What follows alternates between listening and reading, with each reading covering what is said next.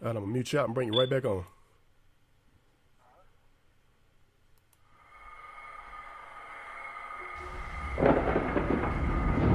You've heard of the quiet storm.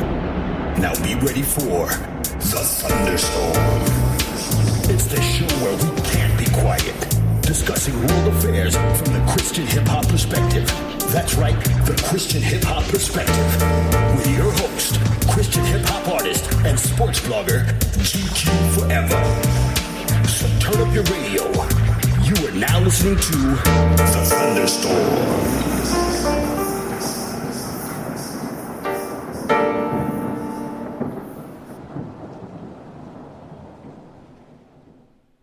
One, two, is this on?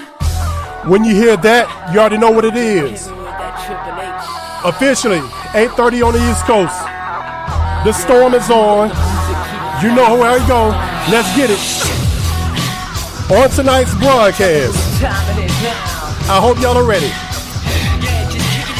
Because if y'all get tired of me cutting up, you really gonna be mad tonight. South Carolina walks into Athens and smacks Georgia. Well, not really. They did everything they could to lose the game. They invented new ways to give away more. I don't understand what they were doing.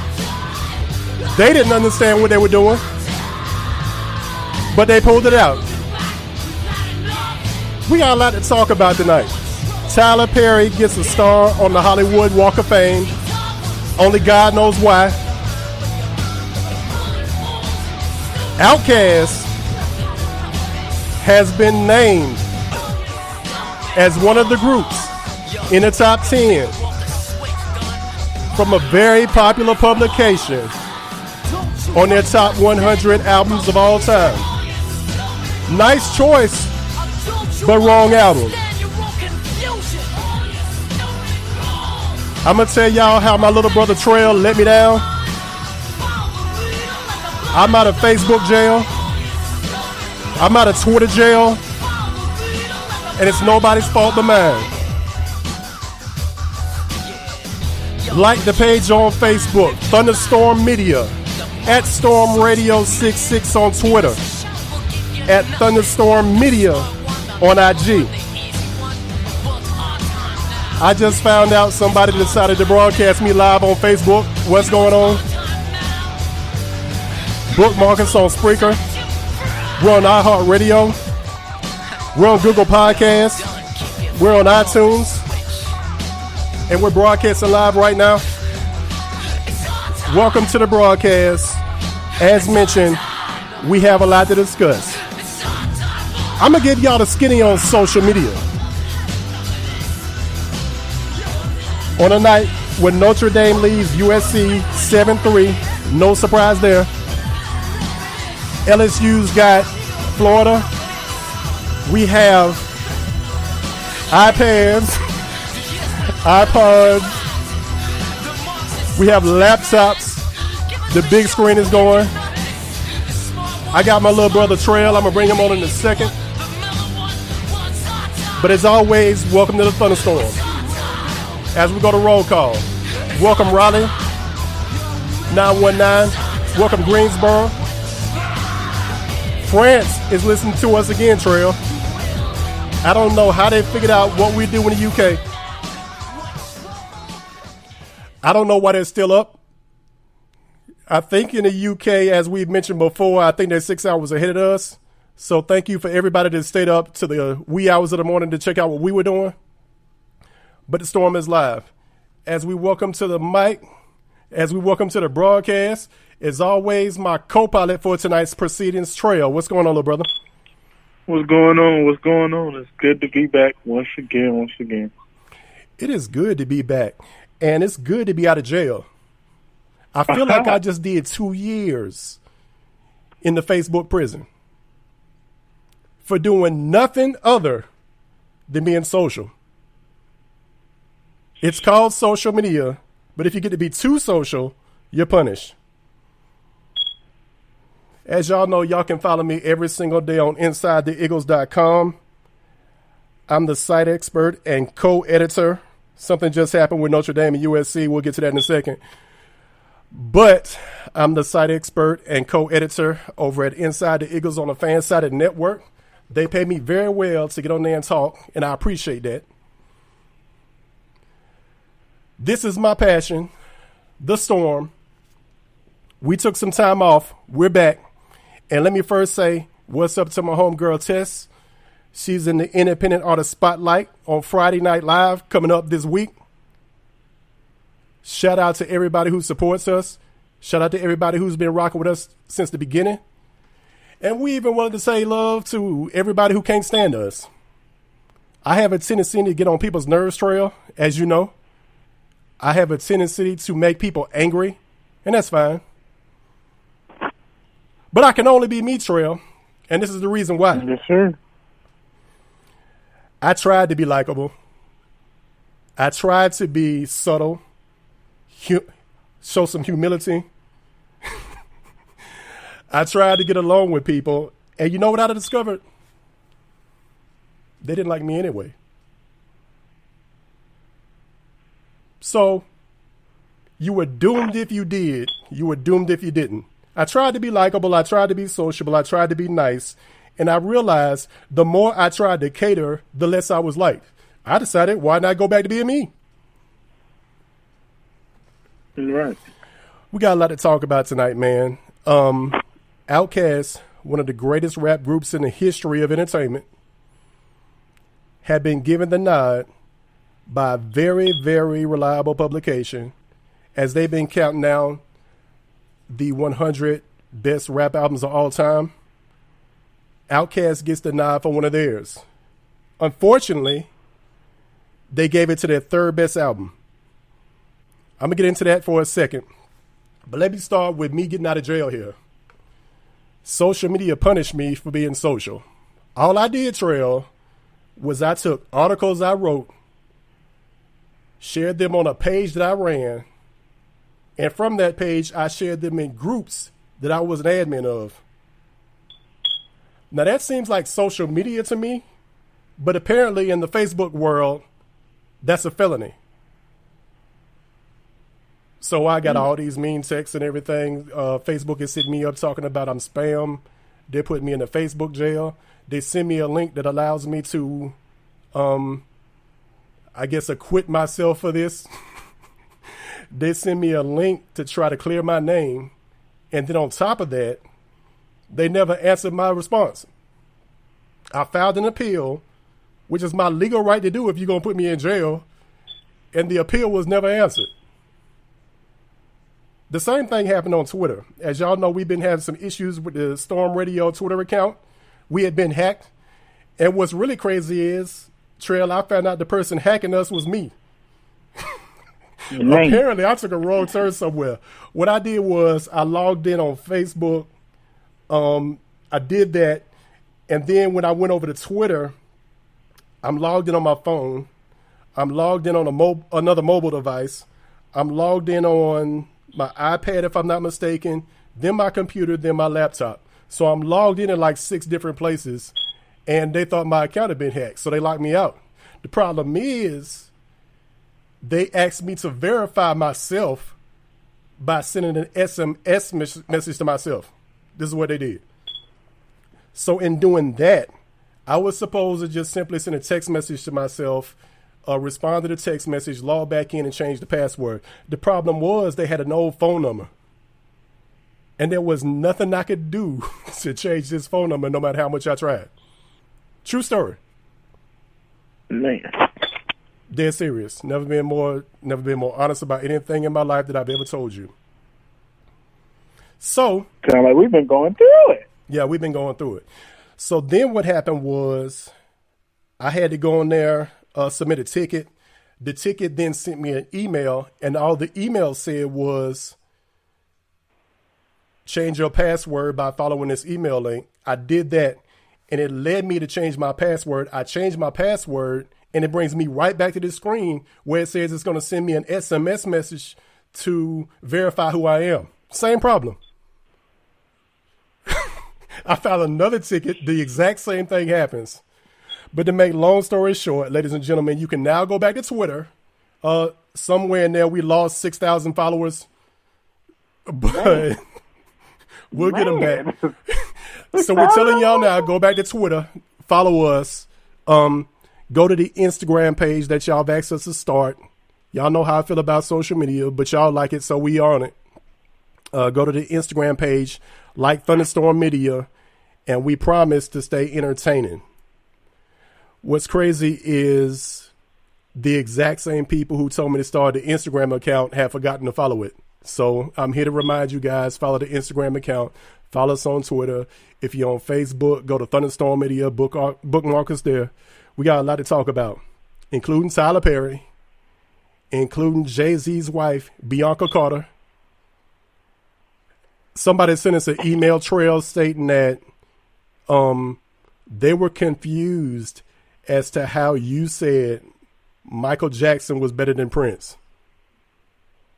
I emailed them back immediately and told them, I don't know what the dude is talking about. You know what side I'm on.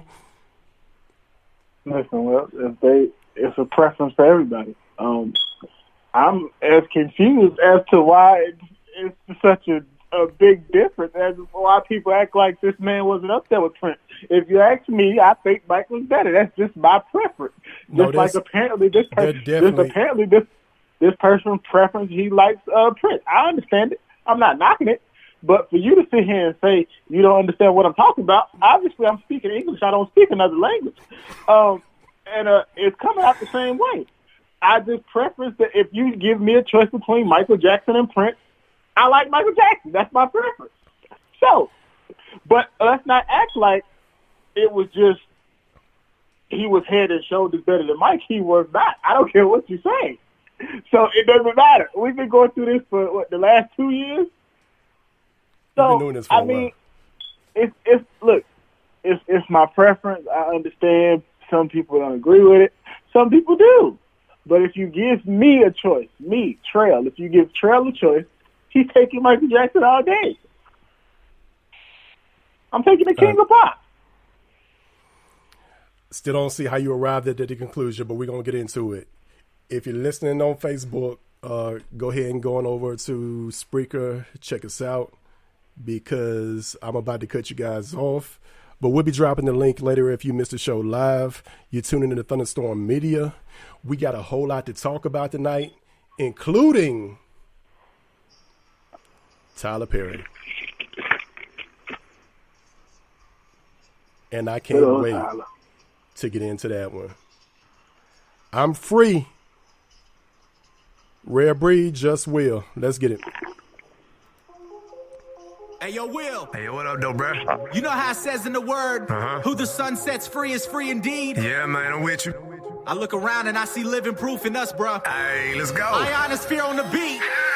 I'm free. Free from addiction, free from the life that I used to display. Shout out to Ion for cooking this beat. We decided to slice it up like a fillet. The road that I travel is only one way. My faith is on lock, but it's not in the safe. Keep the word in me like every day. No, I'm not in hors d'oeuvre, but I be in the tray. Rare. Living this life and you know it. Not playing around, I was never a gamer. Times of the essence, this message is crucial. I'm driving the lane, not relying on faders. Plenty of haters, but I never listen. Like bread in the oven, my Jesus has risen. He gave up his life, that's how I'm forgiven. He's coming back soon, that's not just a prediction, man. Back in the day, I followed the masses. Now he's a potter on the clay caches. So all I wanna do is go fish match it. He gave me the tools to turn the kid around ratchet. I believe it. If I say it, I mean it. Please forgive me, cause I know that I need it. We go harder when there's only one reason. We know you need blood like a tick on some leeches. Whole life I've been searching for an answer, but I avoided God like the plague or a cancer. And he still showed me mercy. Man, I don't understand it.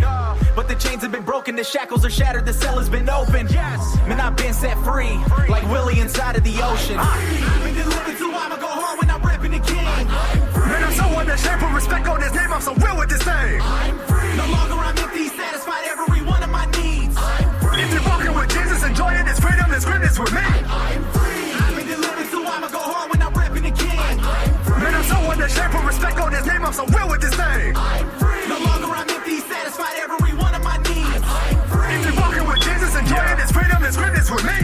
I'm free to beat the beat until he sound different, probably thinking needs some stitches. Yeah, to put a slug on the track, make him talk like, dang, bruh, he a Christian? Bringing bars, this is not a prison. Father, give him ears and make him listen. Jesus is God, it's my position. Sorry, robbed for the way, but I was in the kitchen whipping up the trap for their attention. I'm free with the world thing. I ain't gotta be indifferent, I ain't gotta be a dope board, another black man incarcerated playing dummy for the system. I ain't gotta be a player.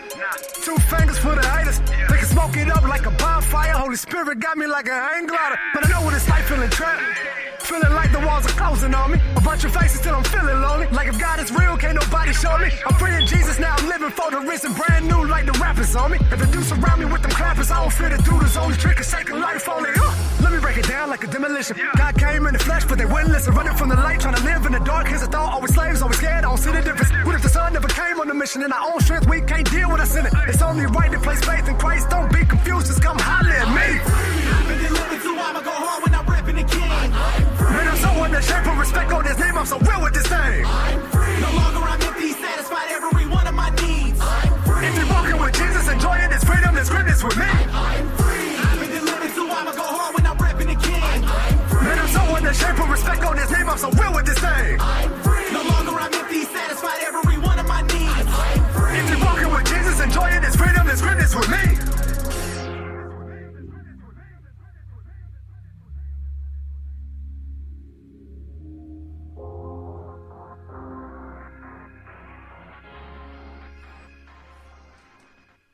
Woo! In the words of Ric Flair, I'm free. Rare breed just will. You're back on the storm. 14-3 Notre Dame over USC. That's not a game. And that's probably going to get worse. 7-7 Florida and LSU. 14:53 left in the second quarter. What you thinking, Treal? Who you got? Notre Dame for that one. I like Notre Dame. I like their quarterback. Who you got, Florida, LSU?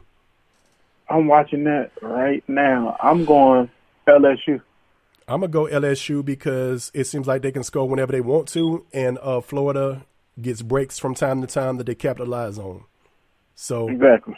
I'm going to go LSU, even though I hate to hear Ed Orgeron talk. Yeah, he sounds like he just hoarse all the time. Ed Orgeron, like every time I hear him, man, I want to clear my own throat. Yeah, he need to be in a cough drops commercial. How's your week been, man?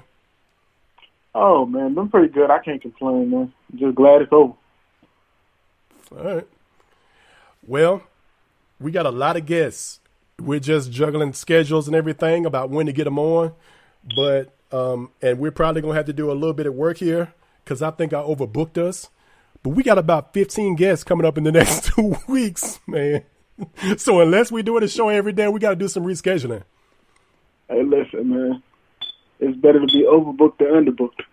But this is one that I know is set in stone, and it's in concrete. We got my homegirl, Tess Lene, R&B singer. She's going to be on the show on Friday Night Live coming up, and I'm very excited about that. She shot me over a couple of promotional pics so we can start sharing those on social media now that we're out of Twitter and Facebook jail. Right. So it's going to be a lot of fun, man, and I can't wait. Yes, sir. South Carolina walks into Athens, and for the first time since 2004, that's a real stat, they beat a top 10 team. Bet you'll never guess who that team was they beat in 2004. Oh, boy. I'm thinking. Alabama? Alabama, a team that's always in the top 10. Thought I was right. They went down to Winsbright Stadium. That was a team that featured, I think Marcus Lattimore was still on that team. You had Alshon Jeffrey. Alshon. Yeah, that was the year Alshon and Garcia took over. I remember that. They was controlling that whole game. Yep.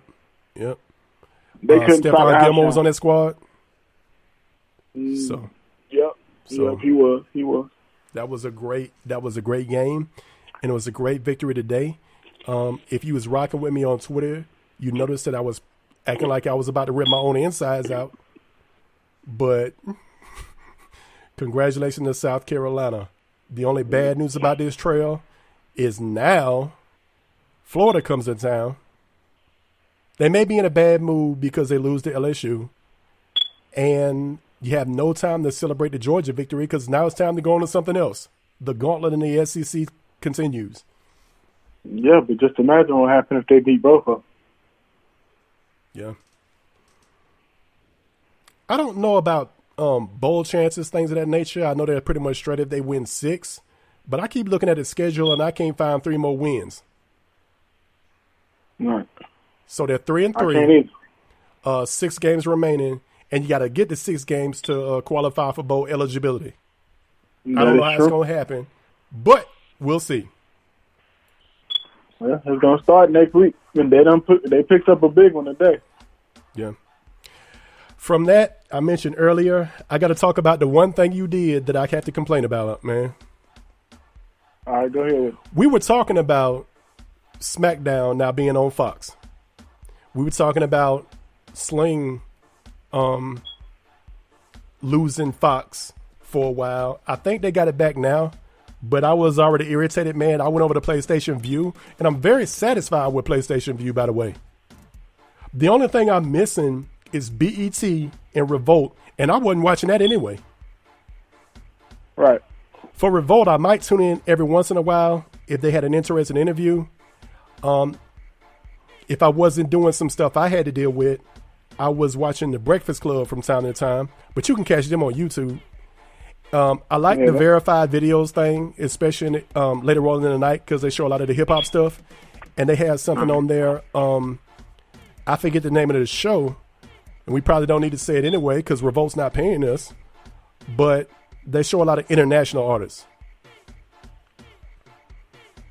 So I lose Revolt, I lose BET, but by going to PlayStation View, I got all the NBC sports networks. I got NBC Sports Philly. I get a lot more football. The one thing you can't do with Sling is you can't stream on multiple devices. I got my TV popping right now. I got a laptop popping. I got my Kindle Fire and my iPad popping off right now. So I'm watching about 4 games at the exact same time. Something I could never do with Sling. The only thing I'm thinking is, as loyal as I am to PlayStation, forget the Xbox. Forget the Xbox, man. I don't understand how Bill Gates can be so brilliant and create a gaming system that doesn't have wireless controls. I don't want to put batteries in the controller. Right. And I don't know if you've seen this, but everybody that has an Xbox, that little piece at the back that holds the batteries always ends up breaking. And then people are walking around with tape on the controller. So that's where I'm at with it. Sling is now dead to me, but they're back. And PlayStation View now gets my money.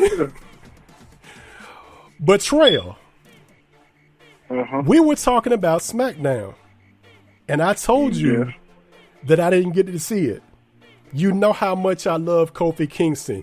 You didn't think to tell me that he lost the title to Brock Lesnar? Oh, look. I had thought about that when I had got off the show that night. I was like, I probably should have mentioned that. Like, he did, though. That's very important, by the way. Listen, I didn't think people be watching it no more, so, you know. I hadn't had a chance to stream anything to YouTube anyway. How did Kofi end up losing the title? It was just one of them things where I don't know if it was rolled in like that, but you know, Brock been trying to get that title back since he came back from, you know, his whole UFC experience. And I guess on that night when, you know, it's moving to a new station, they felt like it was his time, and he ended up winning. Did he pin him clean? Was it 1, 2, 3, or did he get some help? From what I've seen, he got some help. But I could be wrong because I caught that one a little late. Kofi Kingston loses the title. I'm very upset, by the way. But I was glad to see a title reign from an African-American individual. And I'm glad it was Kofi because he's been paying his dues and he's been loyal to that company for a long time. And if I'm not mistaken, he had some opportunities to leave and go to some other spots, but he decided to stay loyal to the WWE. His patience and his and everything was rewarded. They treated him a whole lot better than they treated Booker T. Oh yeah, you know they the sad part is, I like Booker. I really did. Booker was one of them things where I think he was loyal to a fault. Booker went from WCW to the WWF. So it was one of them things where he was loyal to WCW, and then I think when they went out of business, he didn't have no choice. But he wasn't one of their original guys, so they never looked at him like he was a star piece, which like they should have. Mm-hmm. All right. Well, I wish we had time to get into something I really want to talk about, racism in the WWE, but I'm going to say that for another show. But I think Booker, to some extent, didn't understand his own value. Much like Ric Flair. When Ric Flair started getting towards the end of his career and they started combining all these great athletes on WCW, if you notice, he was always losing to Hulk Hogan and everybody. Like, every time there was a big pay-per-view event and Rick was in it, Rick lost. So, yeah, but go ahead. But that's one of them things where I think he had enjoyed a reign at the top so long that it was like, all right, now it's time for you to start losing. Because we got to remember, in the early stages of his career, he really never lost. But not every single match, though, Treal. No, not every single match, but majority of them he was winning. So that's my thing. I'm talking about later on in his career. Like, once Ted Turner took over and you had Eric Bischoff, he lost everything. Like, Hulk Hogan still had a run. Bret Hart had a run to some extent. He wasn't getting any title shots. But Flair was losing everything to everybody. Now, I think if Flair would have understood some of his I'm the nature boy. You can't have me lose at every pay-per-view event. Right. I got to win something. Yeah. And then you got Kofi. They have him lose on SmackDown, which I don't appreciate because I think with the loyalty of Kofi Kingston, he needs to be treated a little bit better than Brock Lesnar, who they overhype and only works part of the year. Yeah, Brock wanted the title back and everything, but he shows up for 6 pay-per-view events? And I think that's the first time I've seen him wrestle on like a SmackDown or a Raw, and only the Lord knows when. Yeah, but that's because he to be honest with you, when it comes to him, I wish he would make up his mind what he want to do. Either you're going to be a UFC fighter or you're going to be a part of the WWE. But the reason why I don't have to make up his mind is because they're not forcing him to. They're letting him do whatever he want to do. Whenever he want to come back for a pay-per-view, it's, all right, bro, we'll take you. Hey, they'll promote it. And I guess because it's selling, they don't care. But one of the things that you got to understand is this. People, until people see that something's not working, they ain't going to change it. If he see that he can come back for pay-per-views a year and, I can go back to doing UFC and then I can go from that to the WWE making a little money over here. That's like having 2 jobs. So, I mean, I can't knock him for it, but it's one of them things where that's one of the problems I have with Brock Lesnar. You started in the WWF. That's what got you your name, honestly. Because people didn't know him. When he went to UFC, they only know him because he was on wrestling first. Mm-hmm. That's what drew his attraction. So my thing is this. Even like The Rock, I get mad at him sometimes. Because if you're going to come back, don't come back and give us these little snippets. Like, do it for real. I know you in movies. I know you got all this stuff going on. I understand that. But if you're going to be away, be away. Stay away. So that we can let other people that's really committed to the cause come in and build a name for themselves. It's almost like that girlfriend that ex-girlfriend you can't get over. If I'm trying to move on, I don't want you always around to keep reminding me of what we had. I want you to move. Totally feel you on that. Totally feel you on that. Let's go a little Ron Royal. When we come back from that, we're going to hit some of the heavy topics. Listening to the Storm. 14-7 LSU now. They're starting to take control, Treal. Keep it locked. We'll be right back with you. We'll do that.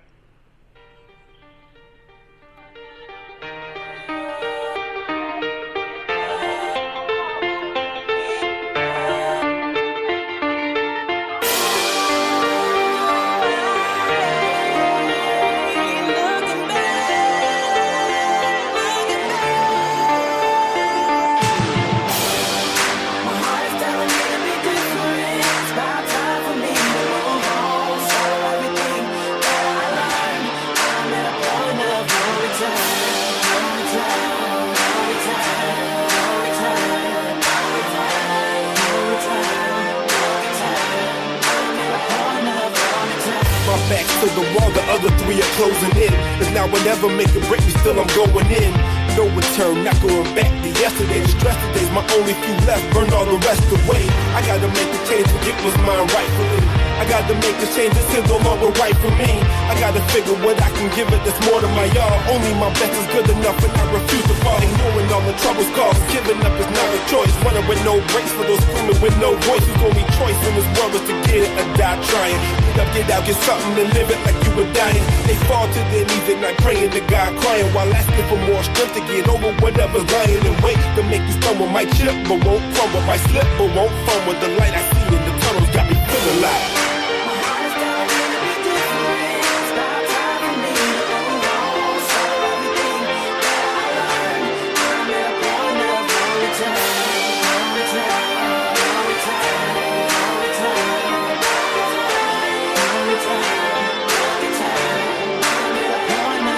every day won't be a cakewalk. In fact, those days are far and few. Gotta keep pushing on to do what I gotta do. It's gonna get lonely at times. It's gonna be some goodbyes, some middle fingers, some lies that cause a sacrifice. And 1 or 2 will stay true, 3 or 4 may understand. Because they choose to sit don't mean I don't deserve to stand. Gotta execute the plan with soldier like precision. Know it's hard to make the step, even harder is the decision to stand out and be different, even if it makes a difference. Start off at the beginning and dare to go the distance. Speak with the real conviction, regardless of your predicament. Learn to think and speaking and reaching with no limits. It's gotta be more than this, gotta be more for me. And it's gotta be something greater that's both for my destiny. And there's gotta be a better life in this world other than struggle. I'm hungry, I gotta hustle. My voice no longer muffled and I'm feeling like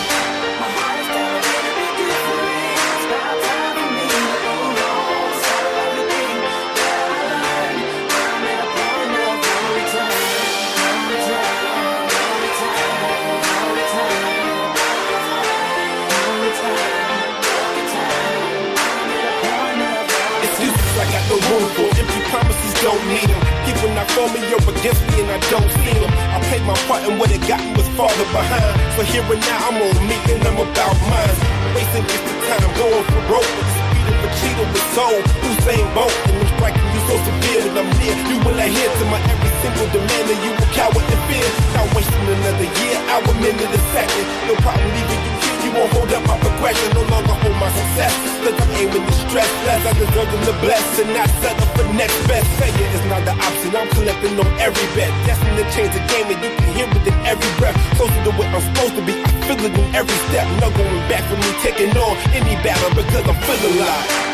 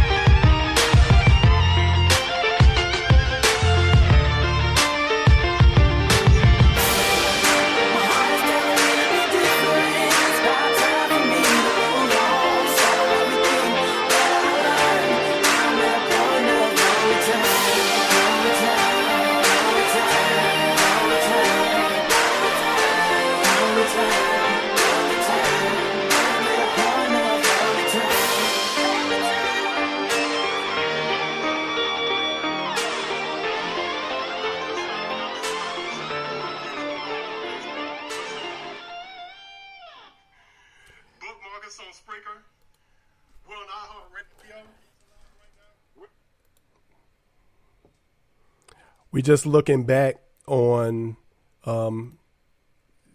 everybody tricking me and recording me live. I think I look pretty good on social media, though.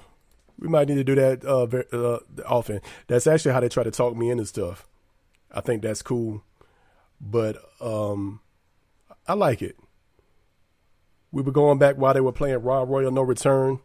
Secret, something I want to let you guys in on.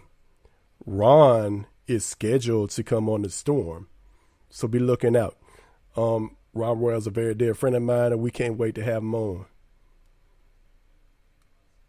That's going to be amazing. Halftime, Notre Dame and looks like USC. If you don't know anything about Notre Dame Stadium, both teams to exit have to walk out in the same direction.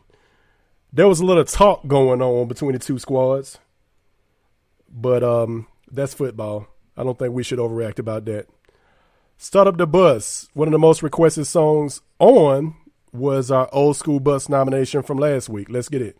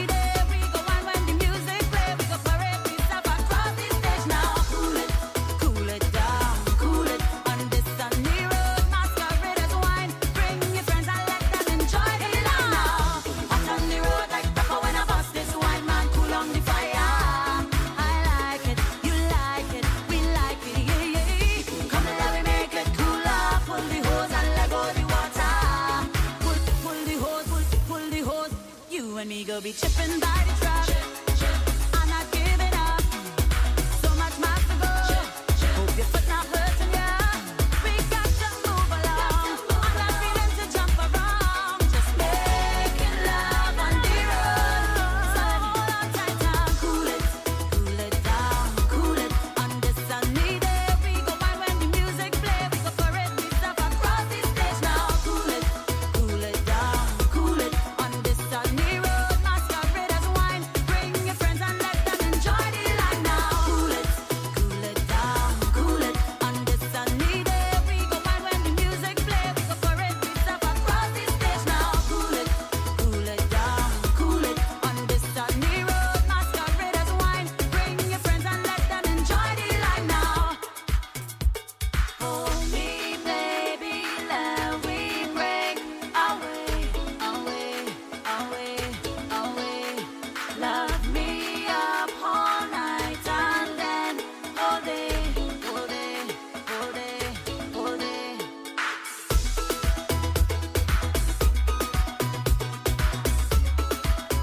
My body's calling you.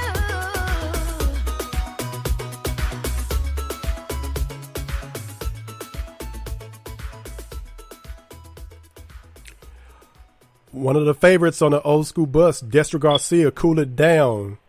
My aunt hit me up, Treal, and she says that I need to tone it down a little bit. So that's what I'm going to do. because she said, how can you possibly go live on Facebook and talk trash about Facebook? Because that's what we do, Auntie. That's what we do.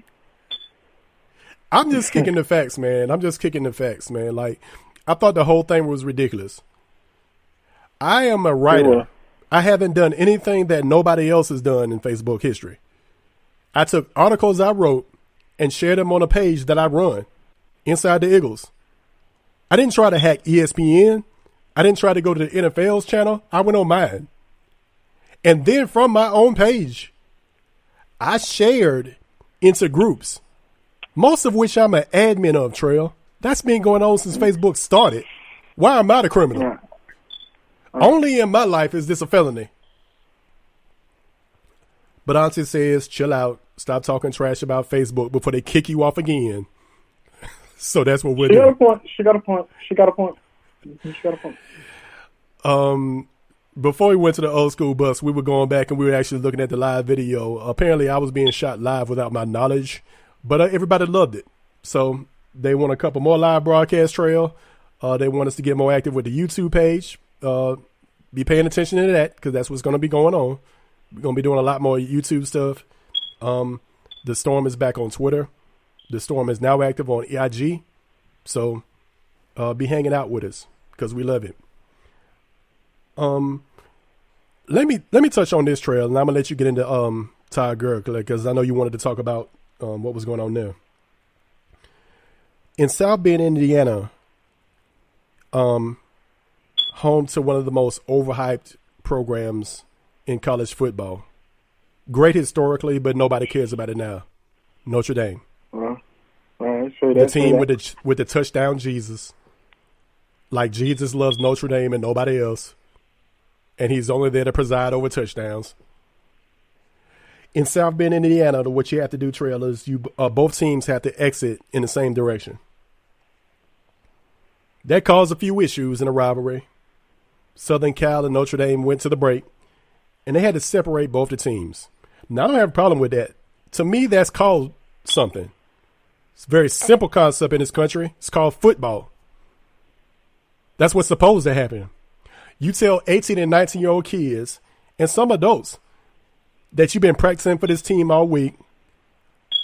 Your whole existence is about knocking somebody's head off, tackling this guy, knocking this over, eliminating him from this play. But we're not supposed to have any emotion in between plays or before the game or at halftime. Something that I really think was Bush League, Treal. Texas and Oklahoma, one of the greatest rivalries in all of sports. Every year they had their Red River Riot. That's tough to say. The Red River Rivalry. That's a lot. Yeah. But anyway, we're going to call it the Triple R. Triple R was going on today. Prior to the game, Texas and Oklahoma had words. And just like Southern Cal and Notre Dame a few minutes ago, the teams had to be separated. And then a warning was issued, Treal, in a rivalry game that they were going to be monitoring this closely. If there were any more issues, they were going to start ejecting people from the game. What in the world kind of football is this? Flag. It has to be flag football. Hey, did I ever tell you that I got kicked out of a flag football league once? How did you get kicked out of? Dead serious, man. So there's this flag football league, man. There's this very famous rec center back home, and you know how I feel about naming names when people don't pay us for sponsorships. But there's a very popular rec center back home, and I joined to try to be more active, to get out the house, because I'll tell you something, Treal, being a writer can sometimes be a very lonely life. The only people you talk to via text message, on social media, you FaceTime people, you do a lot of Messenger, do a lot of Skype, but you spend a great deal of your day by yourself because you're waiting on news stories to break. You're waiting to go to a press conference. You're waiting to do anything to get out of the house. But the majority of the time I met people was when I was going to the grocery store. So I said, I got to get out of this, man. So I joined the flag football league, and I went and let me just say this. I understand excitement. I understand their emotions in a part of the game. That's what we're just talking about. But what I don't understand is high stepping and flag football. It's flag football. We're not even tackling. I don't understand dancing, prancing into the end zone, spiking the ball. Maybe every so often if a big play happens, but not every single play, Treal. Right. So I took the maturing approach.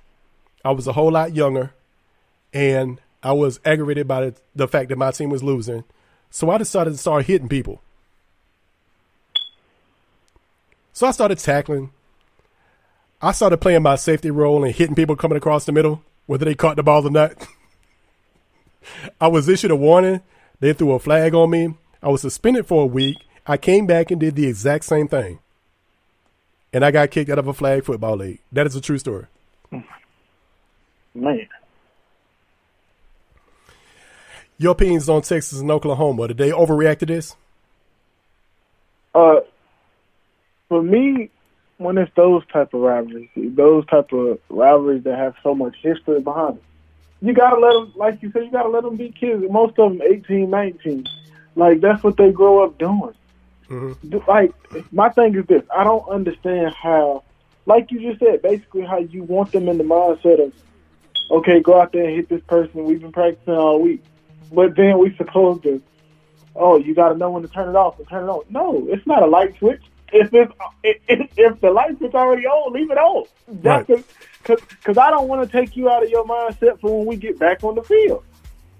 And as referees, the one thing we got to understand, as long as ain't nobody trying to throw no punches or nothing like that, I mean, that's fine. And even if they are trying to throw punches, as long as don't nothing connect, I'm good. I'm letting you talk because this is what it's about. That's how the rivalry gets built. Right. Because a rivalry is we don't like them, they don't like us.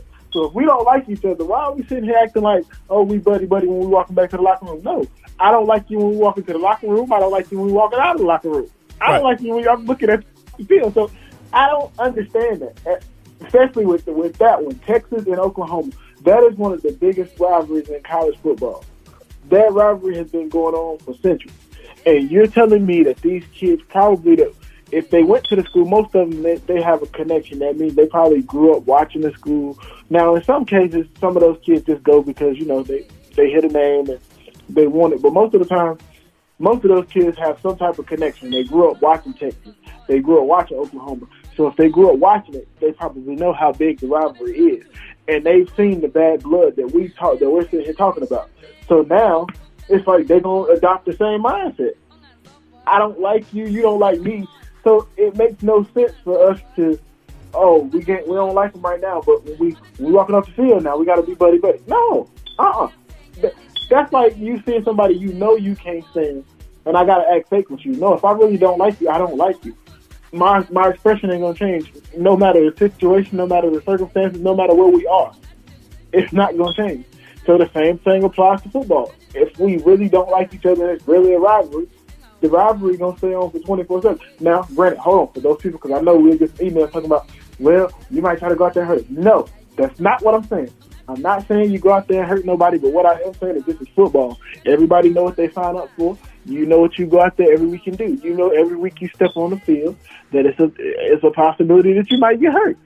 Mm-hmm. Not saying that you should go out here targeting nobody, so please, anybody that's sending out emails, anybody that's going to be writing them, please don't write me talking about, you're talking about injury. No, I'm not.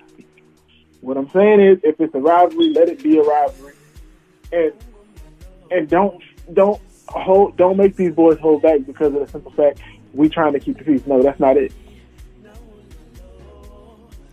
I'm with you on that. All right, man. What did Ty Gurley do? You know what? We talked about it. I think a few weeks ago when we found out the NCAA the law was finally passed for the college players to get paid. Remember? Yeah. So a lot of players have finally been speaking out in support of it, and while still bashing the NCAA because, like they said, it shouldn't have put this long. But one of the things that I found interesting this week when I was, I'd be strolling through my social media and I'd be, on different websites. One of the shirts that Ty Gurley had on this week at one of his press conferences, it said NCAA and under each letter it had like a meaning. So the NCAA stood for Not Concerned About Athletes, and it was like in that. big bold letters. So like that. it's one of those things where it's the college football world, college football sports period. I finally started to starting to see like, dang, these people really want these kids to get paid. But it's not even that. The one thing, like I said, I was in college. I graduated college. Loved it. It was some of the best times of my life. But when it comes to you're drifting away from the mic, Treal. I'm sorry. I was kind of choking. Okay. The sad part was, like I said, college was some of the best times of my life. But it was one of those things where, when we talk about, getting paid and these players actually being, now granted, I wasn't an athlete, but I knew a lot of them. Mm-hmm. And the same thing that these players be talking about, where they see their jerseys in the store, but they can't afford food. Like, that's real. I had friends that were athletes that was going out there every week that you could see on TV that couldn't afford a box of pizza when they got back that night. Mm-hmm. And their teams weren't providing it. So now it's like, me as a former college student and knowing what the real college athlete goes through, it's one of those things where it's like, it took y'all this long? And now because it's really becoming a big topic and everybody is starting to speak on it, now all of a sudden you want to make changes. This is something that should have been done years ago. I mean, before I even hit college.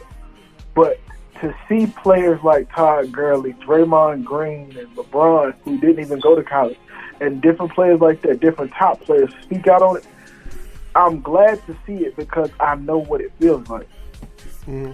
And even if it didn't happen for my generation, my hope is, I hope what their hope is it didn't happen for our generation, but for the next group of college athletes, it'll open the door for them to see something special and do something that really we've never gotten to do. You've never gotten paid for being a college athlete. So hopefully it opens the door for them and they can become, it can grow and grow and get bigger.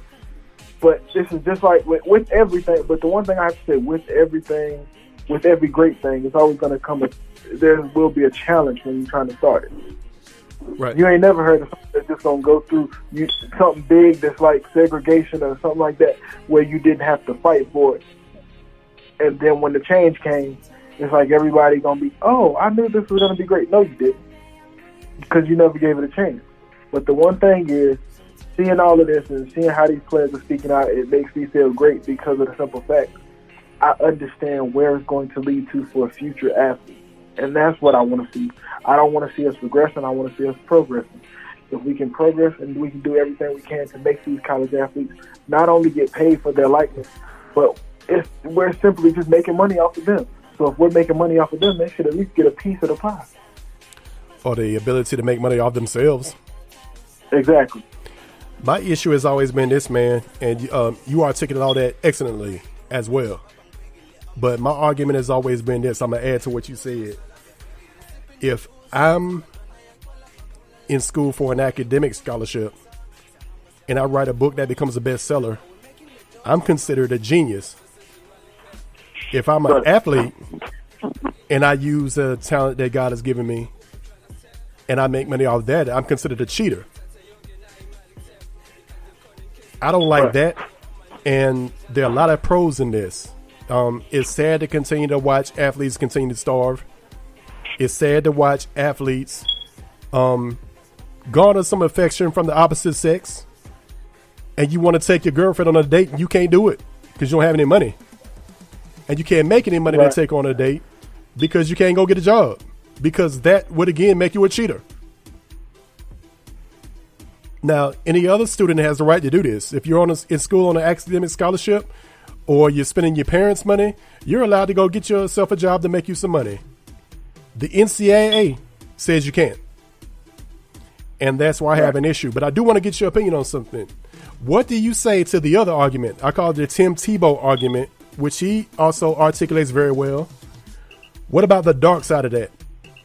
What about colleges who just show up to recruits with a suitcase with $1 million in it? What about what about,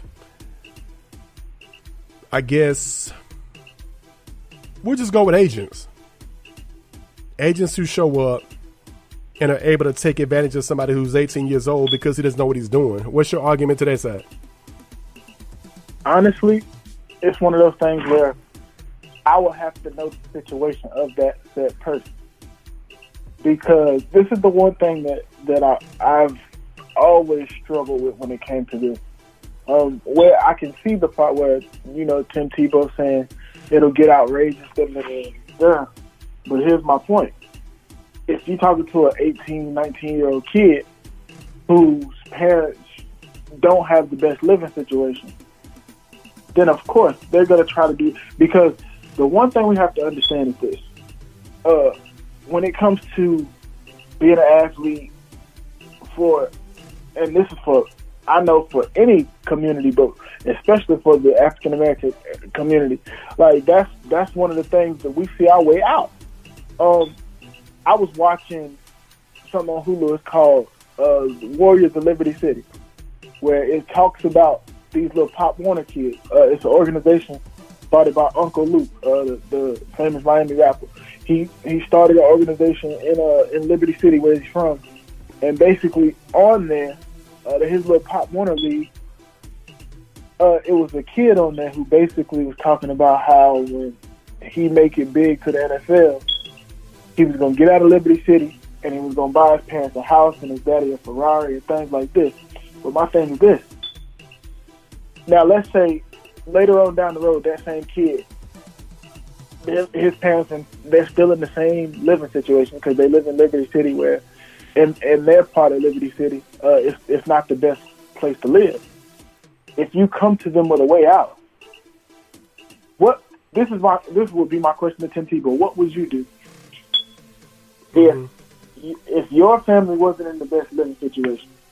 Because we've heard conflicting stories about him. Some of them say he was well off. His parents made a lot of money, and the other ones say he wasn't as well off as we thought. Well, I consider that. Tim Tebow didn't have no money. But my thing is this. Now, this is my thing. I know he's from Jacksonville, Florida. I know that.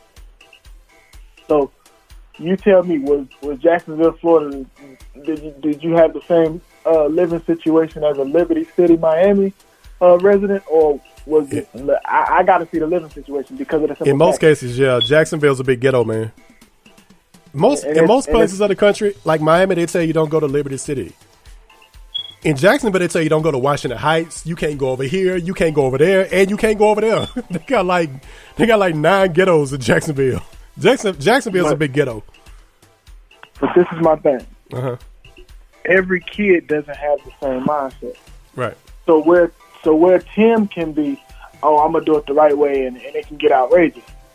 If you come into a kid with a briefcase full of money and you telling them we can take your family out of this situation right now, they gonna take the way out. Yeah. Because all they've dreamed of is getting their family out of that situation. So it's one of those things where when it comes to Tim saying, it's gonna be an outrageous situation, and listen, I understand that, but at the same time, sometimes we got to look at the good can outweigh the bad. Yeah, you're going to have agents, and you're going to have agents trying to do a little more to get these kids, but the one thing is, they're doing it anyway. It's just now they being smart about doing it. Yeah, that's true. Now instead of giving you the money straight up, what they going to do? They're going to buy you this, and when you make pros, you pay me back for what I bought you. Same difference. Yeah. Just a different way of doing it. So my thing is this: if it's already happening, and come on, I don't care what you say, we all know it. Well, that's how we always see every year. You see one big roundup of schools where they say, this school was caught giving this player some money. This school was caught giving this player some money. And it happens, and you notice when they do it, it don't never be, it never really, it's almost never just one school. They have a list full of schools with a big, large amount of money that was given to an athlete. So my thing is this: if they're already doing it, and we see that they have been doing it, what is the difference going to be? There's no difference. The only difference is now we don't have to sneak and do it. We can do it out in the open. And I would rather, for me, I would rather for it to be out in the open and everybody know what you're getting, because at least now we know what they're doing and we know how they're coming to approach it. Because if it's already happening, we might as well let it happen. Yeah. Good stuff, man. Let's go to some scores. With 4 seconds left in the first half, we're going to have an excellent game to watch when we get off Treal. 21-21, 4 seconds left in the first half. Florida and LSU was tied. Didn't have it like this. Expected a good game, but I didn't have it like this. I didn't know Florida could score like this. I didn't either. I thought if Florida got 21 points for the game, they'd be good. Me either, but I think in that second half, LSU going to take over. We'll see. The offense too powerful. All right, man, let's do some scores. Everybody's asking about some scores who aren't able to watch the games. 23 Notre Dame over USC. That's with 12 minutes left in the third quarter. Everybody that knows me know I got a lot of love for my co-editor over at Inside the Eagles, Justin Grasso. He's also the editor over at Victor Bell Rings, fan-sided site for the Penn State Nittany Lions. He's doing double duty, and he's covering the game tonight on Twitter. Follow him at @JGrasso_. Penn State has a 7-6 lead over Iowa with 10 minutes left in the third. Louisville's up 31-21 on Wake Forest at the half. You just heard the score from, I call it the other Death Valley, Florida and LSU, 21-21. If you care about West Coast football, which I'm noticing a lot of people in the South don't, Utah's up 35-0 on Oregon State.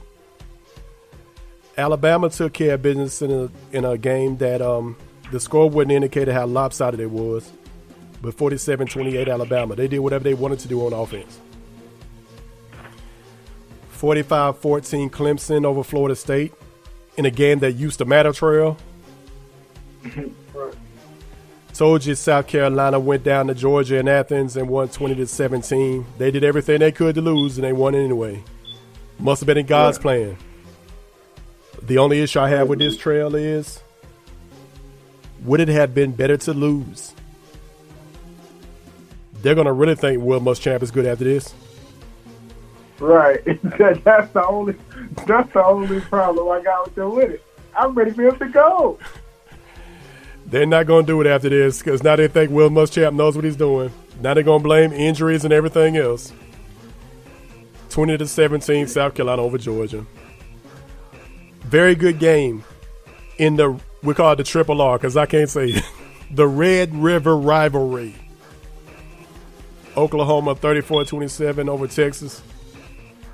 Wisconsin takes care of business again. They're 3-0 in the Big Ten. They're 8th in the country. They may rise with Georgia dropping. 38-0 Wisconsin over Michigan State. Michigan finds some offense.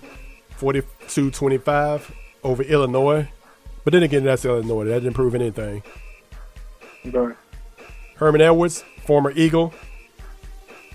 He's in Arizona State if you wonder whatever happened to him. He's the coach over there. Has been for a while. Somebody asked me the other day, where's Herman Edwards? Again, people in the South don't care about West Coast football, Treal. Nah, never had. 38-34, Washington State loses to Arizona State. That's Herman Edwards' team, people. Again, they don't pay any defense in the Big 12. Baylor 33-30 over Texas Tech. I'm just going to start watching some of their games just for the fireworks show. My people in Philly will love this. Some of them, the ones that don't rock with Villanova. Temple wins 30-28 over Memphis. Temple's 5-1 and 2-0 in the American Conference, by the way. Another wild game. 38-23 Cincinnati, 25th ranked Cincinnati, by the way. Some of my family in Cincinnati get mad if I don't say that. 38-23 over Houston. At 10-15, we got more West Coast football. Boise State and Hawaii. I keep forgetting they have a football program. Oregon in a game that ESPN tried to convince us was going to be good. Actually, it was Fox. Fox tried to tell us this one would be good. It wasn't. 45-3, Oregon over Colorado. And you briefly mentioned a game that had already taken place on Friday. That Oregon game was on Friday too. So was this one. The U beats the Virginia Cavaliers by a score of 17-9. Is Virginia really relevant, Treal? Or were we overhyping them as we do sometimes? Are they a real football team? From what I've watched, they are real, and that win last night surprised me. It really surprised me because I actually like what they're doing in Virginia. But I think they are real. I think they're just one. It was just one of those things where they came in on a Friday, short week, where they used to playing on Saturdays, and they underestimated the opponent because Miami coming off of the loss with Virginia Tech. And Miami hasn't had the season that everyone thought they were going to have, and they probably underestimated it and went out there and played lackadaisical, and they got beat. Mm-hmm. Happy for the best of them. Those of y'all that rock with me on the Inside the Eagles, y'all know I do the crystal ball every week. Let's get into some picks, Treal. All right. Most of us, probably the entire country, expected New England to beat New York. That's what I picked, and that's what happened. A much better game than I thought it would be, though. 35-14, New England beats New York, and the score doesn't indicate how competitive that game was. What was your impressions of that one? If you watch the game, Tom Brady struggled. I'm sorry. He struggled. He did. But because it was the New England, because it was the Giants, they won. If it was any other good team, they probably would have lost that game. Because I've never seen Tom struggle like that. And the one thing I'm starting to notice is it seems like everybody keep acting like he's just this guy that's not slowing down. If you don't see that he is slowing down, something is wrong with your eyes. I'm not saying that the man's career is over. I'm not saying that he's dead and he's gone. But what I'm saying is he's starting to show signs of that oldness. Like he's starting to show. He's aging. Because now you see him more. It's like now, whereas he used to stand in that pocket, it's like now he don't even want to take the chance to try to stand in that pocket. That ain't what he wants to do. Because it's getting hit now, Treal. Yeah, but that's what I'm saying. The offensive line, it ain't the same like he used to be. Like before, he could just stand back there and just look, had time to call his wife and do all that. He don't got time to do that no more. He can't call Giselle no more. Yeah, he can't call him no more. He got to wait till after the game now. That's getting real.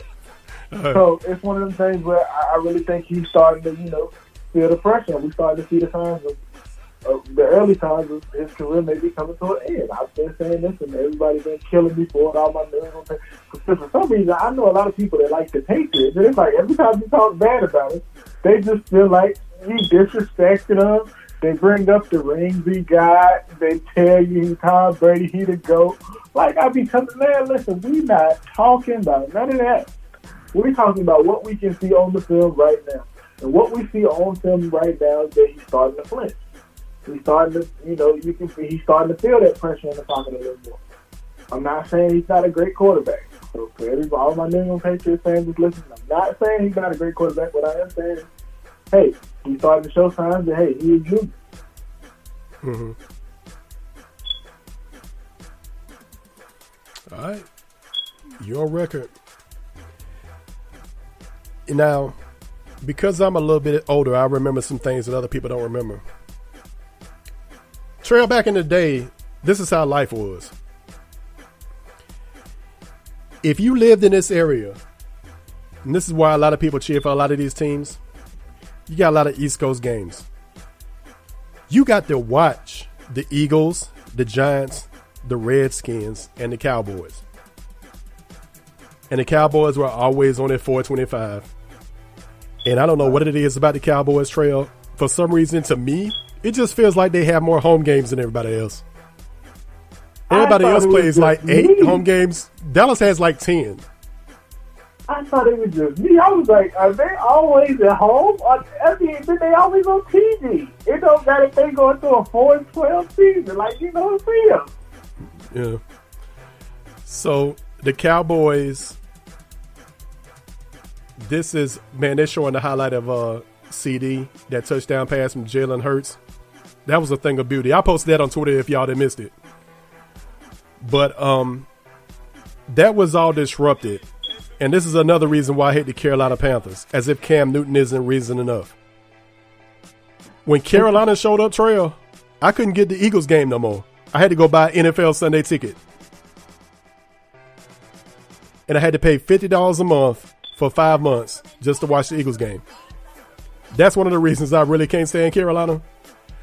But because they're in London tomorrow at something called Tottenham Hotspur Stadium,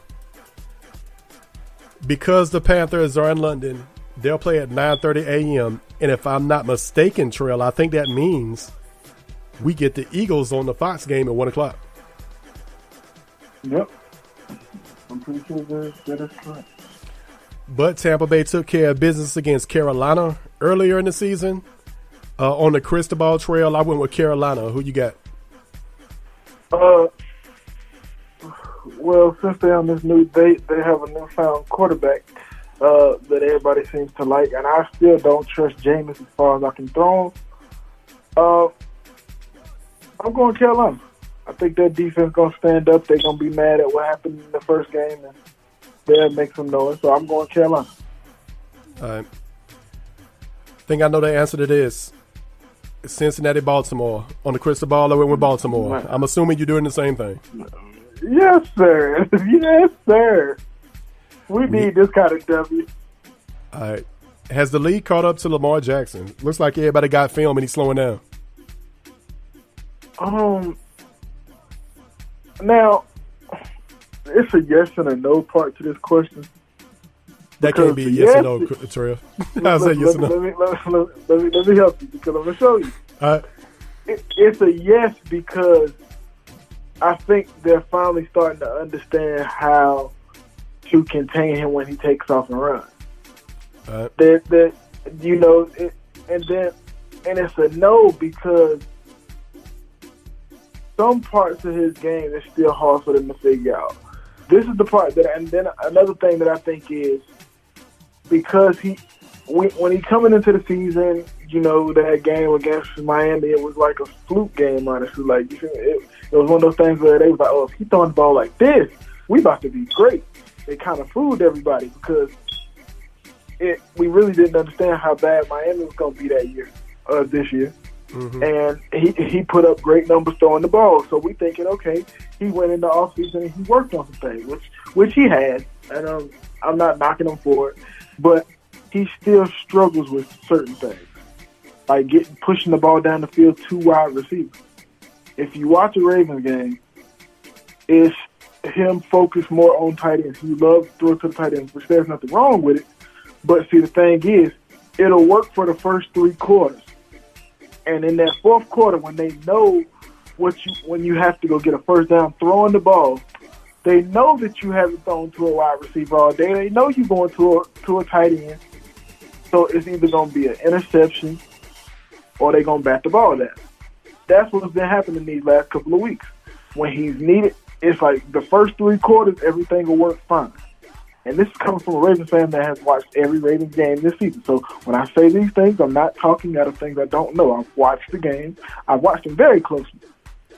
When the first 3 quarters, everything is clicking. He can run around. He can be Lamar Jackson because, it's like a boxing match. It takes you a long time to settle in, but once you settle in and you see what that person is doing, you kind of pick up on it and be like, okay, I can do this. This ain't hard. Mm-hmm. The fourth quarter, when they need a first down or when they're trying to run the clock out or they need a touchdown, they know what he's going to do. And the thing about it is last year they knew the same thing, but the difference was we had a defense that could hold up. This year, the defense not the same. We need pass rush. I think our secondary is good, but they can only hold up for so long before they get beat because we need somebody that can get to the quarterback. Mm-hmm. And so it's now some of the interceptions that I've seen Lamar throw this year, some of them haven't been on him. Like the 2 against Pittsburgh, one of them should have been called back anyway because Devin, my man Bush, the inside linebacker for Pittsburgh, that wasn't an interception. The ground clearly helped him catch that. So that one wasn't an interception. I'm not putting that one on him. But what I am saying is that we agree on. So what I am saying is he has to get to the point where I don't care what they have to do, but they have to learn to work the wide receivers into the game plan. It can't be Marquise Brown or you don't see nothing from a receiver until the fourth quarter. I think the sad part is I watched the whole game last week, and I think he completed 2 passes to a receiver that wasn't Marquise Brown, and both of those was to Willie Snead. The rest of it was either to the tight end or to Marquise Brown. And you have to be, as a quarterback in the league, you throwing the 2 receivers, it's not going to work. When you talk about the great quarterbacks, what are they known for? They're known for spreading the ball around. When you go to New Orleans with Drew Brees, yes, Michael Thomas is his favorite target, but he also knows how to spread the ball around and get to the other receivers so that you can't key on Michael Thomas.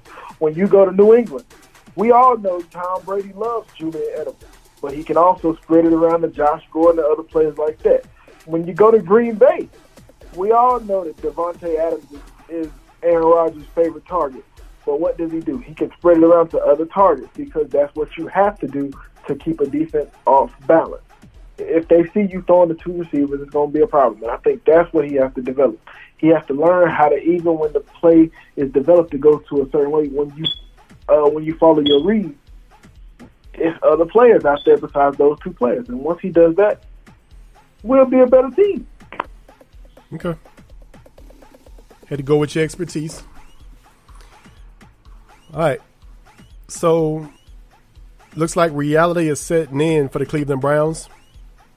I told everybody what was going to happen. They was going to be overhyped. They got a lot of stars. They're a very interesting watch. Like, I can watch every second of a Cleveland Browns game, but I expected they would have trouble because they had a rough schedule, and it's starting to show it. The 2-3 Cleveland Browns are at home against a Seahawks team. On the crystal ball trail, I said they're overmatched, and I say Seattle takes that one. Where are you? You know I'm going Seattle because I just believe in the rest of the season.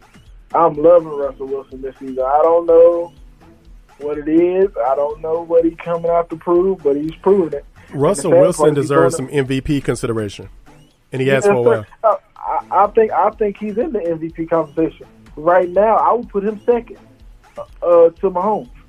I would put him above Mahomes right now, but, you know, nobody believes what I say. This is why. No, I Mahomes is great, and Mahomes deserved the MVP trophy last year. But we've seen Kansas City can win without Patrick Mahomes. New Orleans is 3-0, and I'm going to go ahead and pick the game. I got them beating Jacksonville tomorrow. That would make them 4-0 without Drew Brees. Yeah. You can't be the MVP when your team can go 4-0 without you. You know what?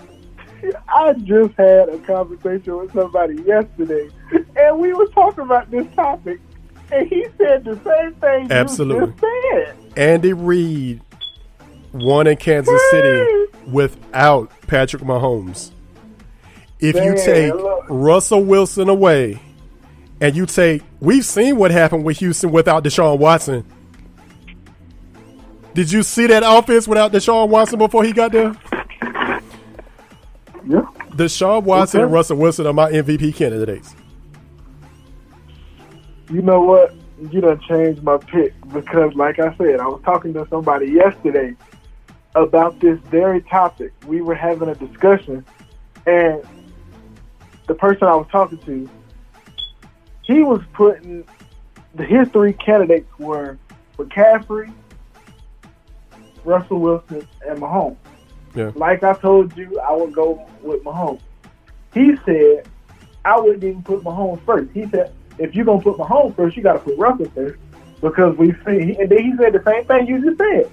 That offense was built before Mahomes got there. Andy Reid was winning with Alex Smith. This is the problem, though, with both of our arguments, though, Treal. McCaffrey is out because he's a running back. I was writing about this earlier. I did a power ranking. You saw it? No, I did see it, but I said the same thing. That you just I did a power ranking for like MVP candidates and how they were doing. Mm-hmm. The Heisman Trophy and the NFL MVP award has become this. It's no longer the most valuable player. It's the best quarterback. Right. Or it's the best skill player. You're never going to win the Heisman Trophy again and play on defense. That's never going to happen again. Let me ask you a question. I got a question for you. Now, me and that person was having a conversation, and he seems to think that if McCaffrey doesn't win the MVP, that the NFL is biased. And this is what he said. I'm gonna tell you his argument. Because he's a white running back? No, that was one of them, but this is what he said. He said the last two running backs that won the MVPs were LaDainian Tomlinson and Sean Alexander from Seattle. As of right now, McCaffrey has better numbers than them in both of their MVP seasons. He's on pace to shatter both of their records, even when they were winning the MVP. So he said that if McCaffrey doesn't win it, and he's basically going to shatter both of their stats for their MVP season, something is wrong. But this is what I told him.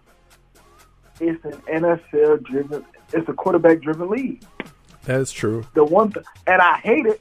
I hate it because I do understand the numbers that McCaffrey's putting up. Don't get me wrong. I understand it. And the fact that he's doing the thing that he's doing without Cam, and they're still finding ways to win is great.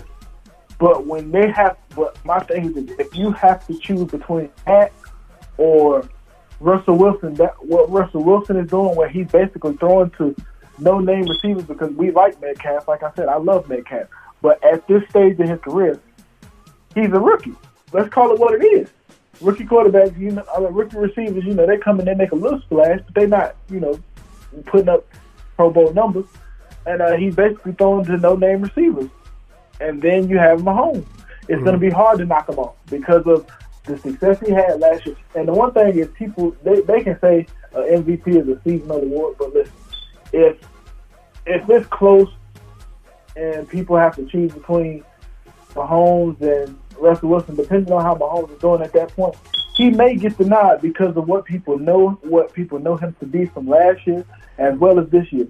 So we have to understand that. So the one thing is, I love McCaffrey. I love what he's doing, but if it comes down to those two players, like you just said, we hate to say it, but he's going to get snubbed. The NFL MVP award is it's now become professional football's version of the Heisman Trophy. And the other part about that is nobody really wants to give McCaffrey. We're just going to keep it real because he's a white running back. Yeah. Just like Rob Gronkowski was a white tight end. And he's playing like a borderline skill position. But just like the Heisman Trophy, there's also some regional bias. And they're not going to give small market Carolina an MVP. They already gave it to Cam Newton, and he was the quarterback. They're not going to give it to Christian McCaffrey. Just like they snubbed him on the Heisman Trophy, and he should have won that. Yeah, definitely. All right, we're going to move along here because we got about 35 minutes left in this show, and we got like 3 more topics I want to get your opinion on. We got like 10 games to pick here, man. All right, so New Orleans, Jacksonville, who you got? New Orleans. I took Kansas City. I took Kansas City over Houston. Who you got? I want to go with the upset, but because you know what? I'm gonna go Houston. All right. Washington is terrible, but I still think they're better than the Miami Dolphins. I got the Redskins. I mean, is this even a game? Washington, I guess. Philadelphia, Minnesota. Really? I'm going to go with the Birds, too. Atlanta, Arizona. I don't know. Remember who I picked on this one. Oh, my God. But if I have to guess, wow. I'm going to say an actual NFL coach, Dan Quinn. This is exactly what I said. An actual NFL coach, Dan Quinn, and an NFL-level quarterback, Matt Ryan, should be good enough to beat Arizona. If they can't, there's a problem. I'm going with the upset in this one, too. I want Arizona. I'll go with Atlanta. They have to be better than Arizona. But we'll see. LA Rams, San Francisco 49ers. I think the Rams are a favorite in this one, but I think that defense is atrocious, and I think Todd Gurley, something's more wrong with him than we thought. I'm going with the 49ers to stay 5-0.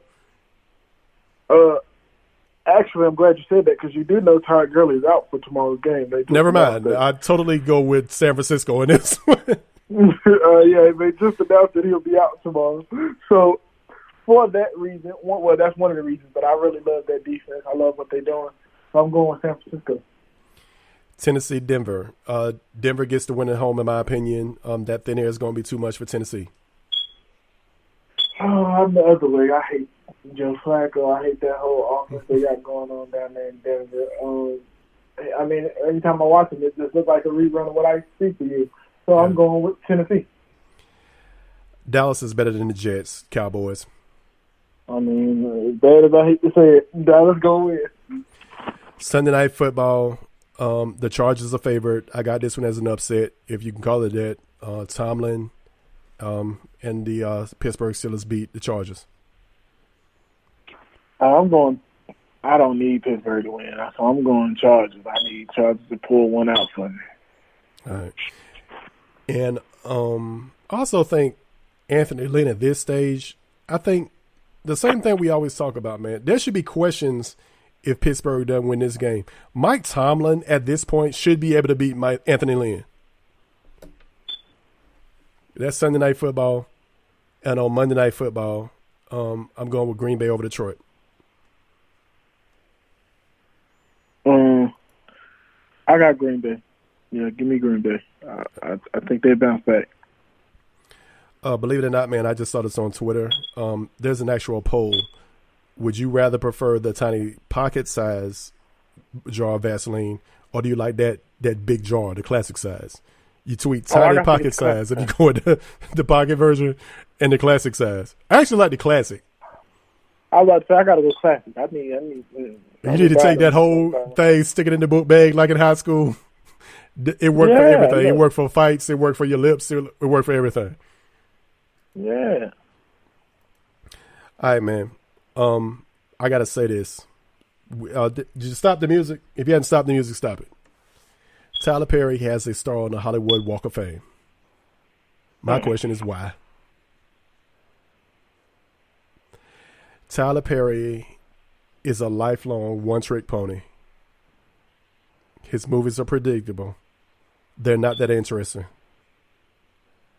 Everything is the same thing over and over again. 5 minutes into every Tyler Perry movie, I can tell you what's going to happen. Every man is either a punk or he's overly angry and rude and insensitive to women. Unless he's in a movie and he's the only one that has any balance. He's the cool guy that isn't too much of a punk and not too overly insensitive to women.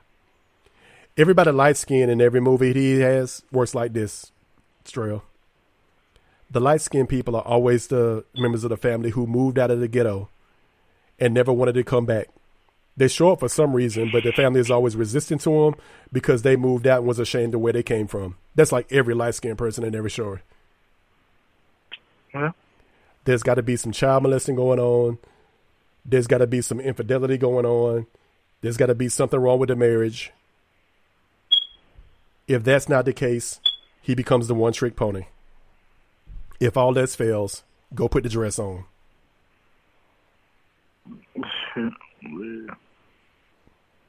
People think that's funny. I actually think it's sick. You can get mad at me all you want to. It is what it is. You know what I God said. Tyler Perry is no more deserving of the Hollywood Walk of Fame than me. I don't understand it. I don't get it. I'm not a fan. And throwing on a dress, I've lost count of how many times he's done this. Throwing on a dress and acting like somebody's grandmama doesn't make you accomplished. He ruined the Alex Cross movie for me, and everybody knows I'm an Alex Cross fan. But when I thought about Alex Cross as a kid, when you read stories, Treal, as you know, especially if you're reading fiction, your mind and your imagination kicks in, and you start to see what you're reading. When I read every Alex Cross novel I've ever read, Kiss the Girls, Along Came a Spider, whatever, when I thought about Alex Cross, I actually envisioned something like Morgan Freeman. I think Morgan Freeman was the perfect casting for the Alex Cross character. I think Tyler Perry was terrible, and he ruined the Alex Cross movie. He's no more of a better actor than I am. I'm sure if I had the exact same, if I had the time to write stories, I would write better stories. If I had time to actually go out and put a screenplay together, I'd do a whole lot better than this. And I'm entertaining without having to put a dress on. I'm not a fan. I'm never going to be a fan. There's nothing I can do about it because the argument will be, well, he's got it. Nothing you can say now. You hating G. Not really. But this was a mistake. And I don't get it. Any thoughts? Man, you basically took all my thoughts. I agree with you. I'm just one of those people. I don't understand how, for so long, people condemn certain groups, and then because I guess he's made this acceptable. I don't understand that. If we're going to be balanced in criticizing certain groups, make sure that we're criticizing everything. Don't be hypocritical. That's what I call it. When we criticize the LGBT community for certain things, and then because it's Tyler Perry and he's doing this, we're making it acceptable. No, it's the same thing. Even though, and then for the people to say, well, he's not really like that. The one thing that I wish people would stop doing is this. The one thing we have to understand is this. If I'm not saying that he thinks like that, but my thing is this: for you to come up with a character like that, some piece of you has to have that thought, because it's hard to come up with a character that you can't relate to. That's very hard. And do such a good job being that character. Exactly. So my thing is this. Now, do I knock him for it? Listen, however that man chooses to eat is how he chooses to eat. I'm not putting no food on his table, and he's not putting any food on mine. So however he has to eat it, fine. Like that's his business. But the one thing that I will say is this: if we're going to condemn a certain group of folks, let's make sure that we're being well-rounded in doing so. This is the same type of thing, except at the end of it, he can take it off and you see him as a man again. No, I don't see that, because like I said, if he puts it on, that means that some part of you has to have that there for you to do such a good job at playing that character, and that's how I believe it.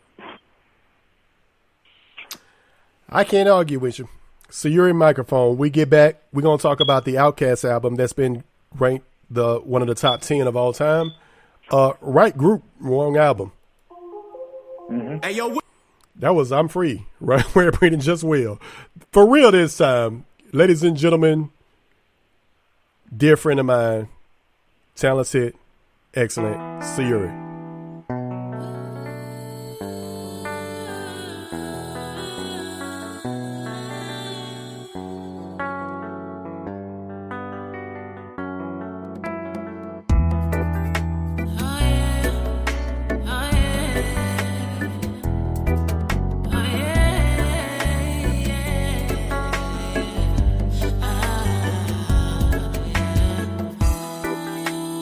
When I'm out of my mind.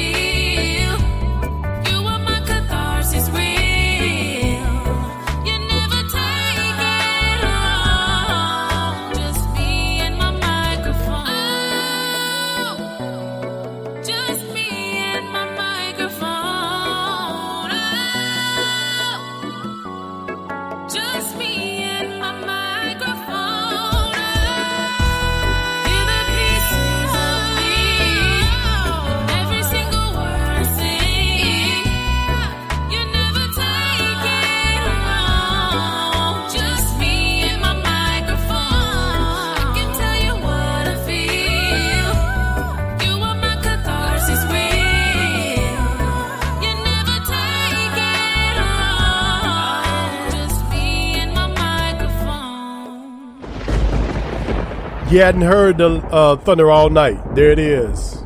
The Independent Artist Spotlight. Got to get her on the show, too. Sayuri, microphone. Treal, updates from Death Valley. The number 7 Florida Gators lead the LSU Tigers, 28-21. Surprise? Mm-hmm. Yes, at this point I am. Well, we'll see what happens down the stretch. Publication I love very dearly. Got some friends over here. I pick on them on Twitter from time to time. I'm always sharing their stuff.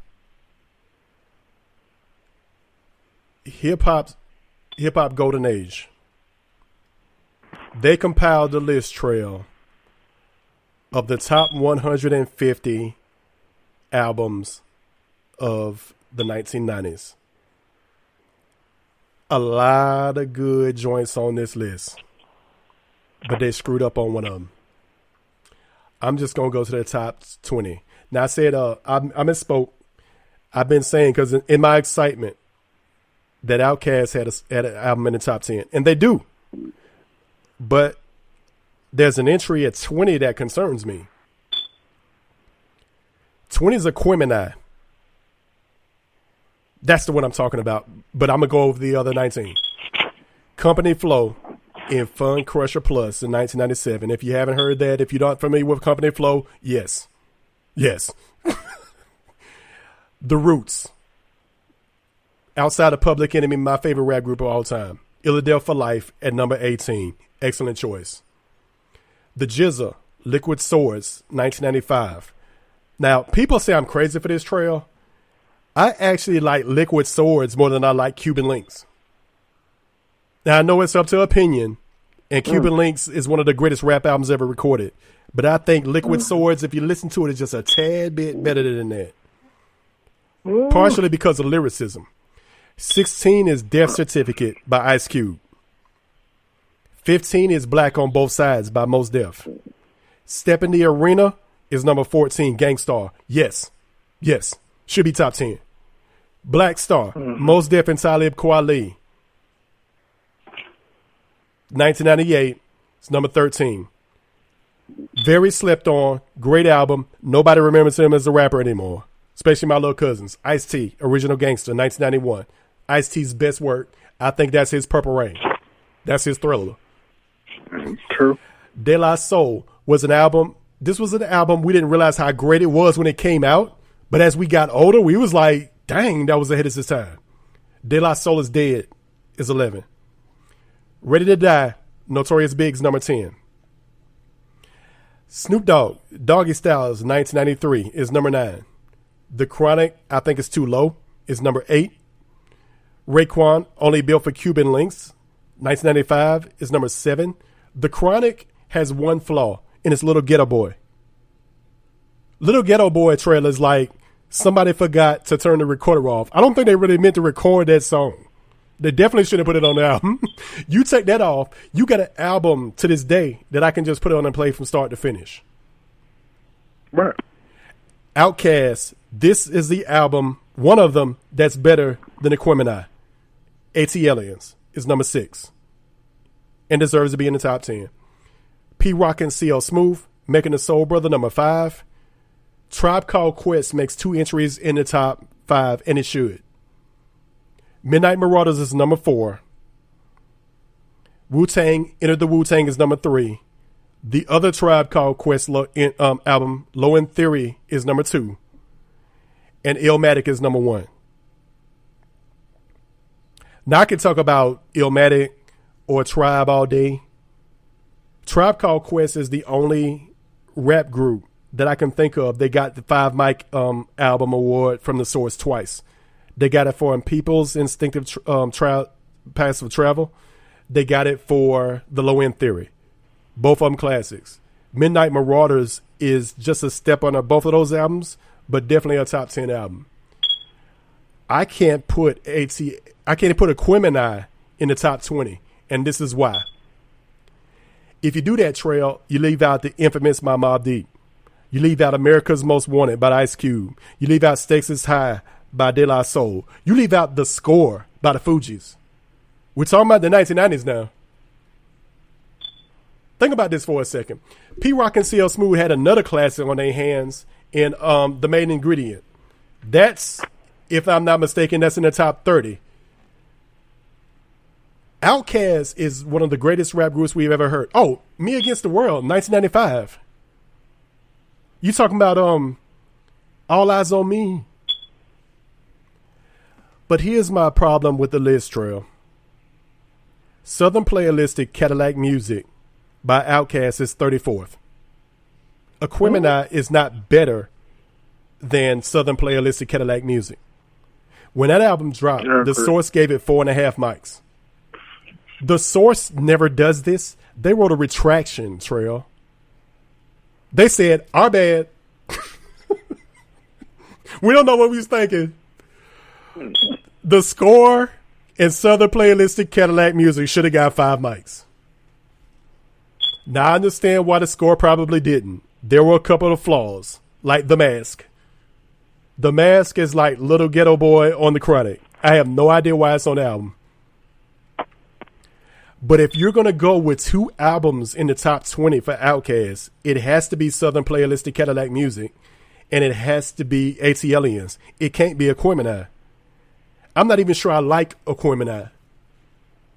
Now, the first 5 songs on this album, Treal, I'm thinking I'm about to hear the greatest album I've ever heard.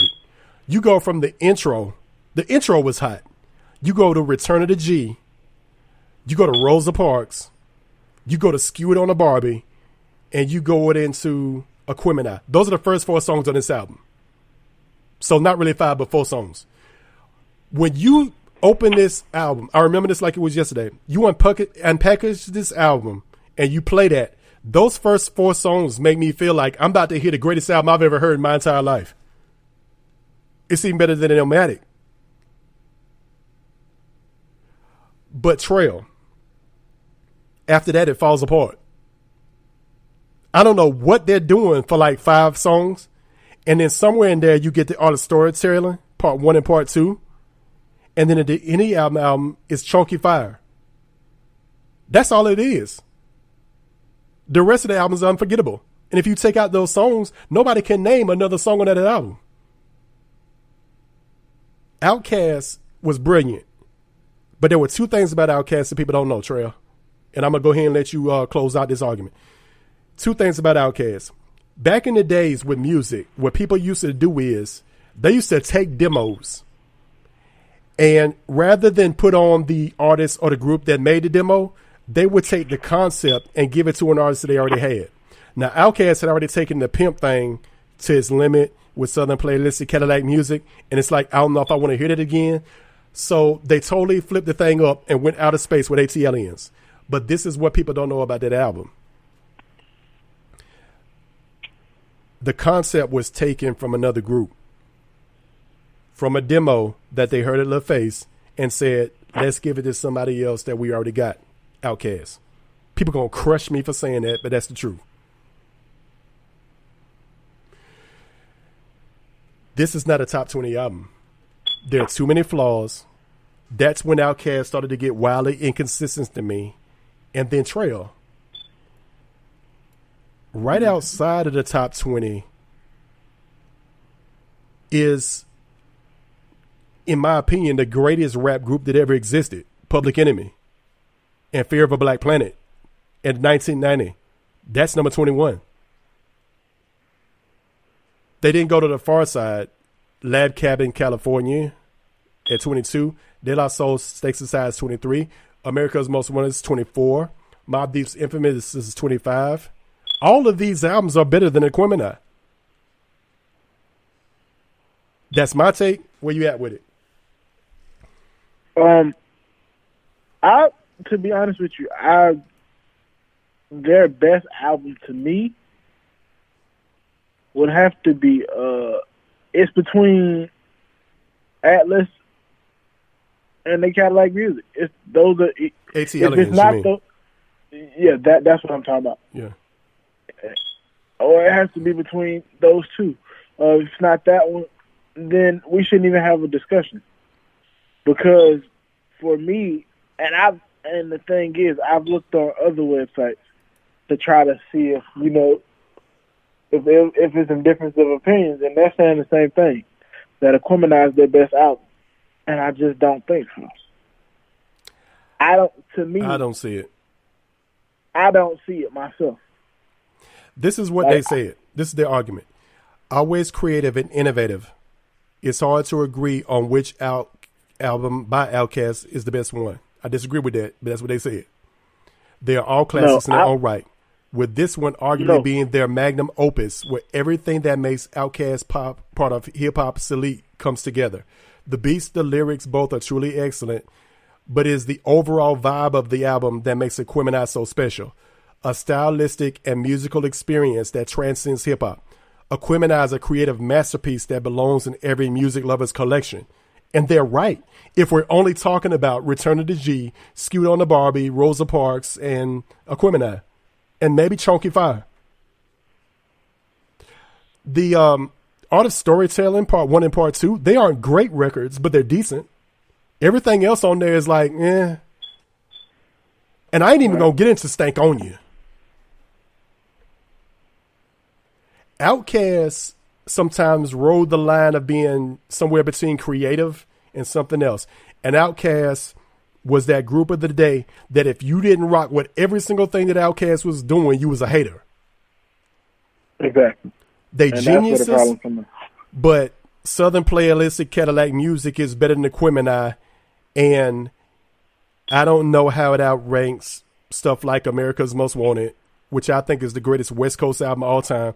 And the first time, and probably the only time, that you had a West Coast rapper who was a genius, Ice Cube, with East Coast beats. He went to the East Coast and got with Public Enemy's production team. Public Enemy was a movement, dude. They did stuff I had never seen before. Chuck D was a lyrical genius who scared people. He was so scary. Chuck was this smart. This is how smart he was, Treal. Chuck said, I scare people. So I'm going to go get somebody to take the edge off. Flavor Flav. Flavor Flav makes people laugh. And didn't make Public Enemy as scary as he was. And he became the first important hype man. They had the greatest DJ, Terminator X, who didn't talk. They had their own security force, the S1Ws. And this is how smart Chuck D was, Treal. This will never be done again. Chuck D was so smart, he said they're going to attack Public Enemy in the media. So I'm going to go get my own media people. He had his own media team, Harry Allen and Sister Soldier. So if you came at Public Enemy, they came right back at you. In the media. If you want to go to media, we can go to war in the media. I got media folk. That's how smart Chuck D was. And if you've never really given a serious listening, man, I challenge you to go listen to Public Enemy. It takes a nation of means to hold us back. And then go listen to Fear of Black Planet. Fear of Black Planet made Flavor Flav star with 911 as a joke, and I Can't Do Nothing For You, man. They made Public Enemy cultural icons with Fight the Power. They attacked social issues like Burn Hollywood Burn, and why we were getting these trash roles in American cinema. Fear of a Black Planet is better than Aquemini is, but Outkast sits one spot ahead of them at number 20. But in the end, and I'm a writer, so I know this, Treal, the point of all this was to create conversation. And that's exactly what Hip Hop Golden Age did. And that's what they always do. And that's why I ain't got nothing but love for them. I just disagree with their assessment of this one album. Yeah. And, with great websites like that, they always going to make some mistakes. Yeah. And I just want to, I respect it. We hadn't done something in a while, man. We were looking for the audio now and the sound effects now. But the Thunderstorm audience that's really loyal to us has asked that we bring a segment back. And that segment kind of left the show when Ion went behind the scenes. Ion had his own segment called Say It With Your Chest. And people loved it. I had my opening rant. Ion had his rant in the middle of the show. And people have asked that we bring Say It With Your Chest back. And I'm going to find the soundbite. But, Treal, the time has come to pass the torch. And we give said Witcha Chest to you. That is our gift to you. Wow. And we begin with something that I know has been irritating you. So I'm going to give you the floor. Ladies and gentlemen, welcome to Say It With Your Chest with the Thunderstorm's on Treal. And something you saw this week irritated you, didn't it? Yes, it did. Yes, it did. Yes. So, for those of you that pay close attention to Monday Night Football's game, there was a coin toss. We have these coin toss every time before a game kicks off. When the game kicked off, they go out there, shake hands. Well, Richard Sherman basically made the allegation that Baker Mayfield, the quarterback for the Cleveland Browns, did not shake his hand. That's the exact word he used. He said he did not shake my hand, and that's college BS that you leave. That's Bush League. That's what he said. He said it was Bush League, and it was college BS that you should have left in the college ranks. Okay, so the very next day, which I don't understand why people do this. I don't understand why people think this is a media age. Right. That means anything you say that we can prove on camera, we're going to prove it. Right. The very next day, a video surfaces of that coin toss. And guess what? Baker Mayfield did shake his hand. Right. They shook hands. Now, here's the problem. And here's my problem. This is what irritated me the most. So, when it came out that he shook his hand, Richard Sherman goes on to say, well, he didn't do it again, second time. He just took off. Now, I'm one of the type of people, I'll show you the utmost respect when I see somebody I know, or even if I don't know you and you extend your hand to me. If, I'll shake your hand. But I don't feel the need to keep shaking hands. We've already done it one time. I extended my hand, shook your hand, and then now I'm trying to get back to what I was doing, which is what Baker was doing, because as we know, he's a football. They had won that coin toss. His helmet probably was somewhere lost on the sideline. So At this time, he probably rushing back there to try to get his helmet. And then Richard Sherman compiled the situation by also saying, I don't understand why this got so much attention because it wasn't that big of a deal. Now, do you want me to tell you why it got so much attention, Richard? Because you lied on the bed. That's why. You lied. You said he did not shake my hand. It was Bush League.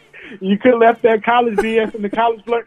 You don't say, but then a video surfaces of you and this man shaking hands. He forgot it's the NFL, and the NFL films is everywhere. Exactly. My thing is this. Now, if you don't like this man, that's fine. Whatever you choose not to like, if you don't like how he carries himself, if you don't like how he does certain things, I can understand that.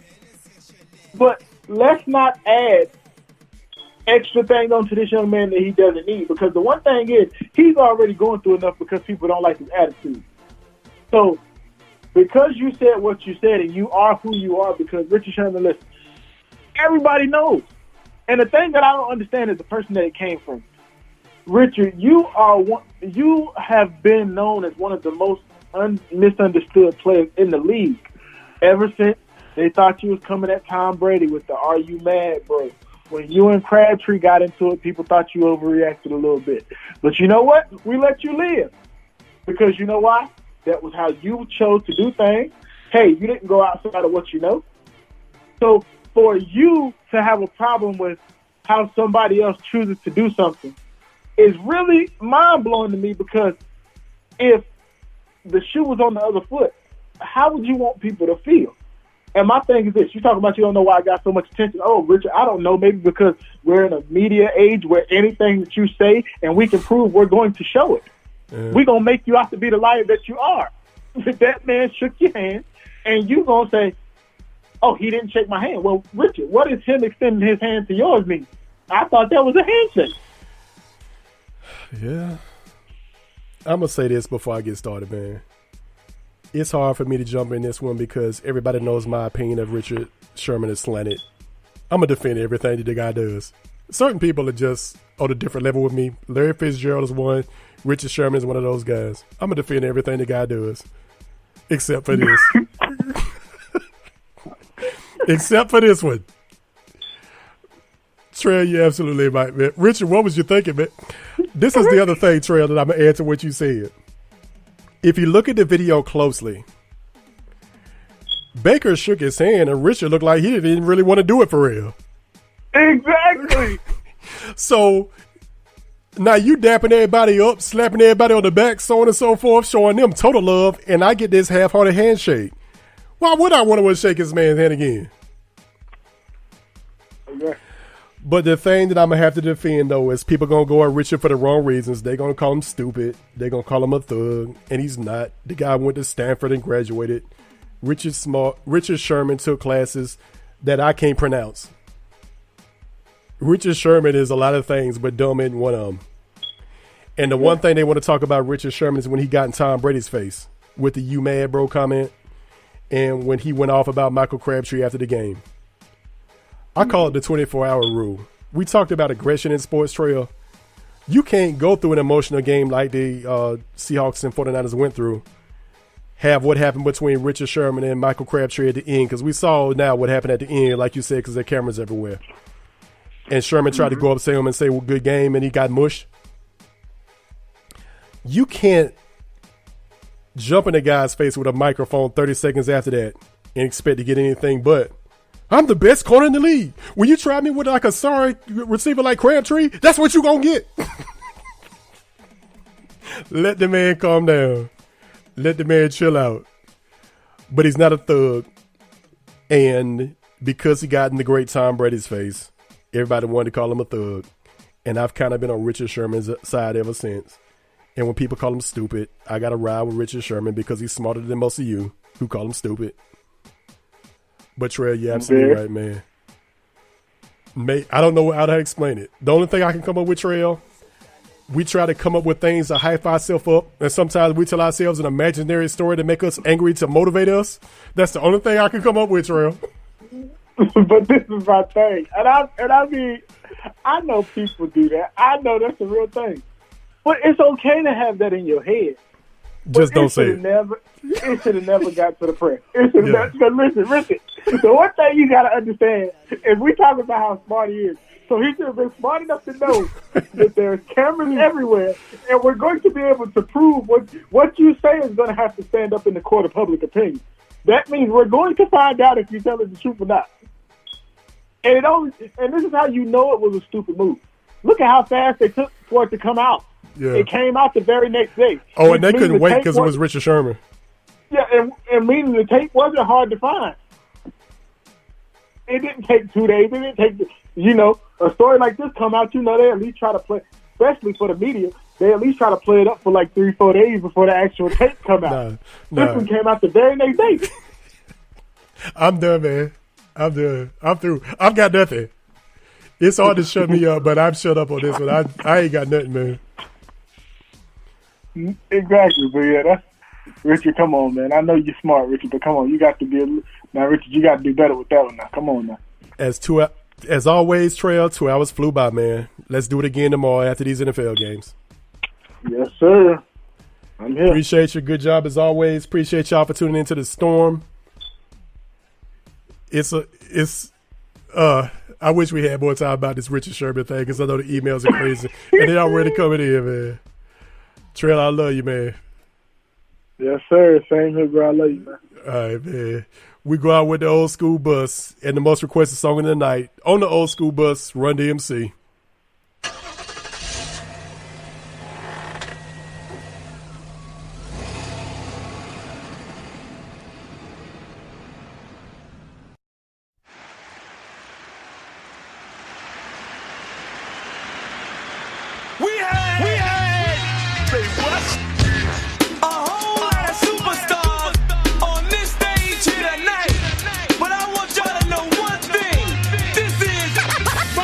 House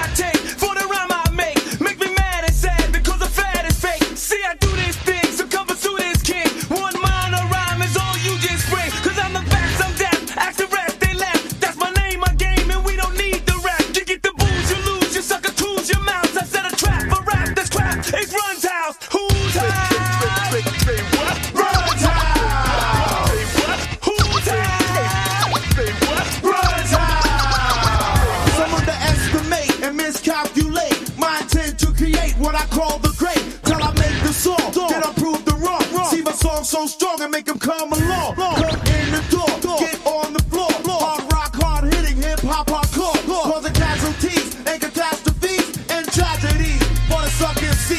Using strategies to get the best of me. You dirty rat MCs, whoever you may be. You need to go outside, you need to shut your mouth. It's all about, no doubt, just shout, cause we're turning out.